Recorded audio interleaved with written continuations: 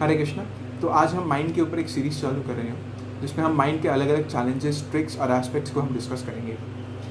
तो आज जो फर्स्ट एस्पेक्ट है, एक बहुत फेमस नोशन है by the name no time, है ना। मेरे पास टाइम नहीं है किसी भी चीज़ के लिए। अगर हम देखें, हम स्पिरिचुअलिटी के लिए देखें या फिर अपने सेल्फ हेल्प के लिए कुछ हम लोग कुछ काम करना चाहें, तो हम मन में आता नहीं मेरे पास टाइम नहीं है ना।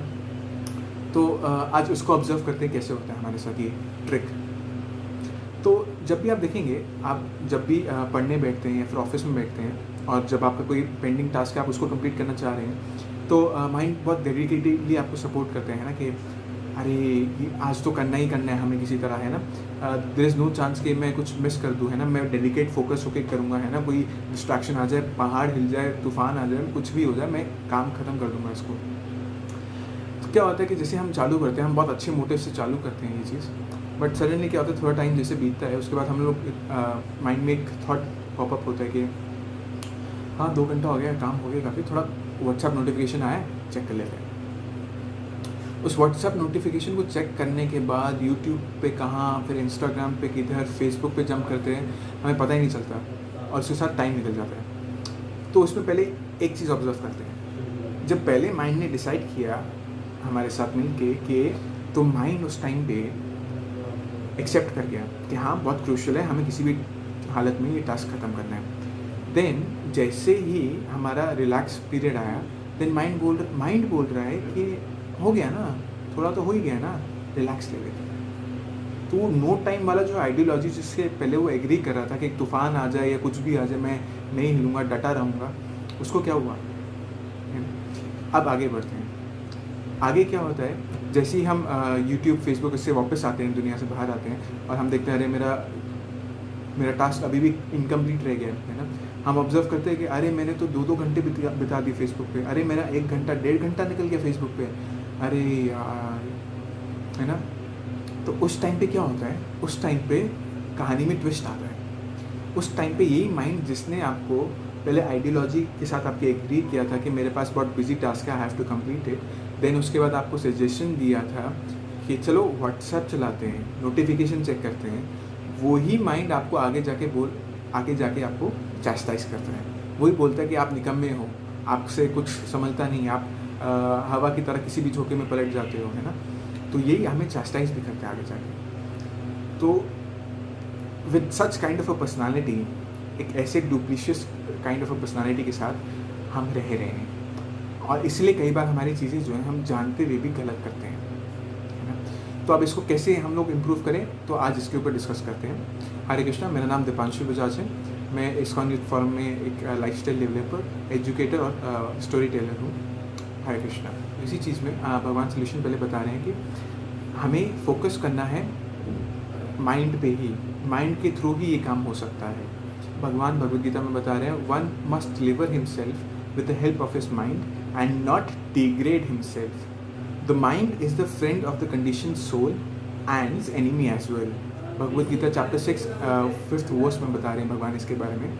हमें कहने का मतलब हमें माइंड पे ही काम करना होगा और माइंड के थ्रू हमें चैनलाइज करना होगा हमारी डे टू डे एक्टिविटीज़ को। तो उसके लिए भगवान सजेस्ट करते हैं हमें रेगुलेशन होना चाहिए। जैसे हमने पहले भी डिस्कस किया था कि हम 3 चीज़ों से हम अपनी लाइफ को, हमारी एक्टिविटीज़ को रेगुलेट कर सकते हैं।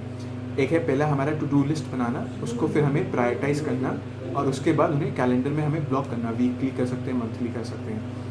तो इसके लिए आप वीडियोस, ऑलरेडी एक वीडियो है उसको आप रेफर कर सकते हैं। और साथ में जो हमारे डिस्ट्रैक्शंस हैं, हमारा जो फ़ोन चेक करने का जो इच्छा है, हमारा जो यूट्यूब पे सर्फ करने का जो इच्छा है, उसको भी रेगुलेशन में करना पड़ेगा।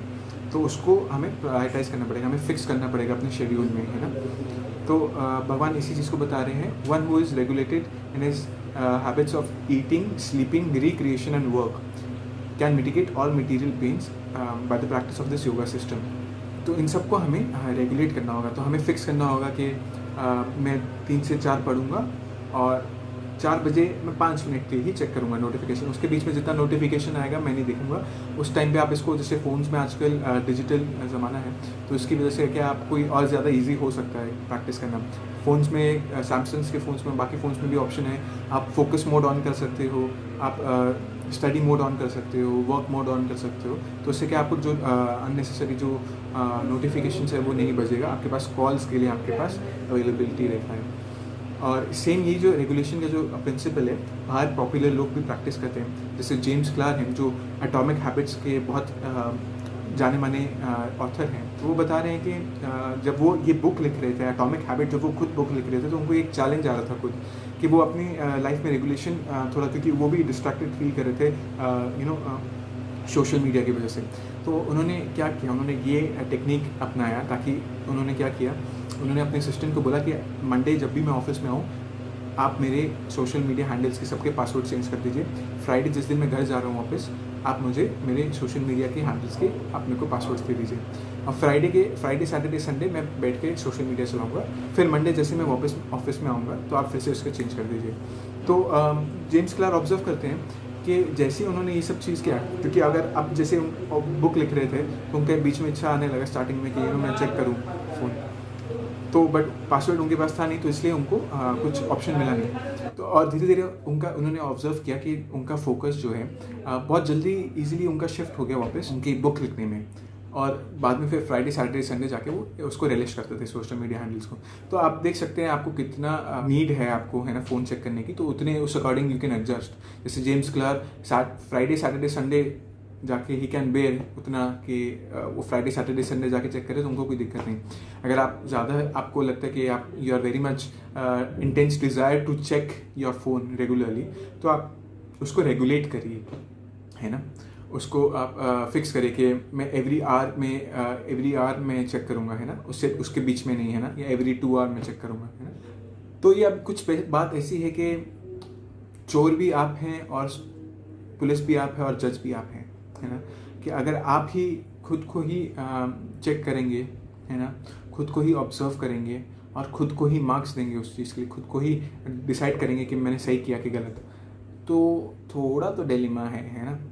तो इसके लिए रादर क्या करना चाहिए, एक बहुत अच्छा रिसर्च हुआ था अकाउंटेबिलिटी के ऊपर by association for talent development. ये एक एनजीओ है अमेरिका में जो टैलेंट डेवलपमेंट में काम करती है। तो उन्होंने एक रिसर्च किया था रिगार्डिंग अकाउंटेबिलिटी। तो उन्होंने ये पाया उनकी रिसर्च में कि जितने लोग अकाउंटेबल थे, कि अगर उन्होंने किसी को कमिट किया हुआ है, आपने किसी को कमिटमेंट किया कि मैं ये गोल अचीव करूँगा, है ना, उससे क्या होता है आपके जो चांसेस हैं सक्सेसफुल होने के 95% ज़्यादा होते हैं। और एक साइकोलॉजिस्ट हैं डॉक्टर सुजन क्रॉस, है ना, she is also a international book seller. वो एक आर्टिकल में शेयर कर रही थी रिगार्डिंग हैबिट्स के अगर आपको हैबिट्स इंप्रूव करना है तो एक एरिया ये है कि आप फ्रैंकली किसी के साथ ऐसे बात कर सको जो आपको हेल्प करता हो, जो आपकी केयर करता हो, जो आपकी प्रॉब्लम है, जो प्रॉब्लमेटिक बिहेवियर है उसको एज इट इज़ समझ सकता हो फॉर व्हाट दे आर, है ना। किसी एक व्यक्ति का हमारे साथ होना, कोई ऐसा व्यक्ति जो हमें कमिट कर रहा है, जो हम जिसको कमिट कर सकते हैं, जो हमें ऑब्जर्व कर रहा है, जो हमें हमारे वेलफेयर के लिए हमें गाइड कर रहा है और जो ट्रूली बता सके कि आपकी प्रॉब्लम क्या है एग्जैक्टली, तो वो व्यक्ति से हमें हेल्प लेना चाहिए। तो इसी चीज़ को भगवान भी भगवद गीता में बता रहे हैं। Just try to learn the truth by approaching a spiritual master, inquire from him submissively and render service unto him. The self-realized soul can impart you knowledge because they have seen truth as they are, है ना। तो वही चीज़ भगवान भी भगवद गीता में बता रहे हैं कि तत्वदर्शी इसको बोलते हैं संस्कृत में। अगर सुजन क्रॉस के लैंग्वेज में बोले तो he can see your problematic behaviors for what they are, है ना, कि क्या सही है क्या गलत है, कहाँ where is the problem, है ना। सो दो चीज़ों पे हमें काम करना चाहिए अगर हमें माइंड जो ट्रिक कर रहा है उसको हमें ओवरकम करना है इस चैलेंजेस को। एक, हमें रेगुलेशन करना चाहिए हमारी लाइफ में। दूसरा, हमें किसी से हेल्प लेना चाहिए जो चीज़ों को एज दे आर हमें बता सके और समझा सके और उसका सोल्यूशन प्रोवाइड कर सके। तो आशा करते हैं आपको ये वीडियो अच्छा लगा होगा। आप लोग अपने वैल्यूबल पॉइंट्स और कमेंट्स भी शेयर कर सकते हैं। अगर आपको ये वीडियो अच्छा लगा हो तो आप इसको लाइक करिए, शेयर करिए, आपको ये जिसको भी वैल्यूबल रहे। और आप हमारा एक ग्रुप है by the name mind body soul community, उसको भी ज्वाइन कर सकते हैं। I thank you very much. Hare Krishna.